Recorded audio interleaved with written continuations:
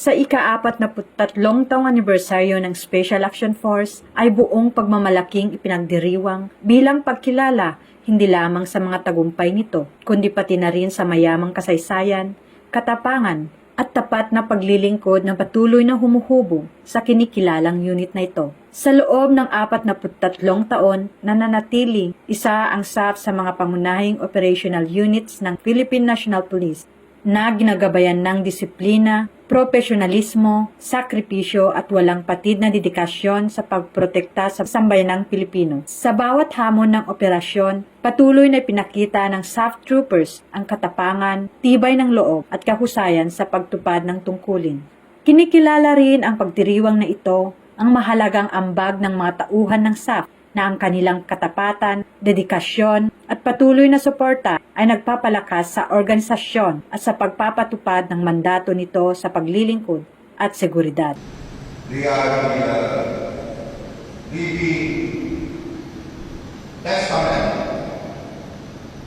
to the word, service, and sacrifice. Ang ibinibigay sa atin, law for the moral and welfare of all sa troopers. May these stories guide us in choosing right or wrong.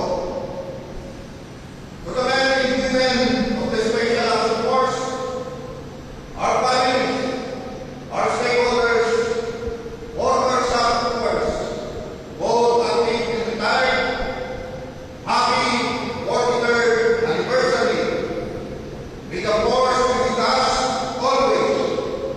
Mabuhay ang Philippine National Police, mabuhay ang Special Action Force, mabuhay ang PNP, para sa bagong PNP, serbisyo mabilis, tapat at nararamdaman. Maraming salamat at again,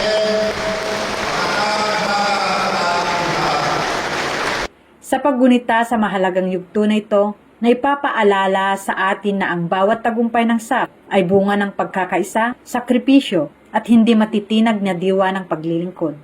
Ang pamana ng unit na ito ay hindi lamang nasusulat sa mga operasyon nito, kundi maging sa buhay na nailigtas at kapayapaang naitaguyod para sa bansa. At mula dito sa tahanan ng inyong tagaligtas, ang Special Action Force. Ako si Patrolwoman Gloria Di Balawag, nagbabalita para sa Police News Network. At ito ang bagong PNP para sa bagong Pilipinas, serbisyong mabilis, tapat at nararamdaman.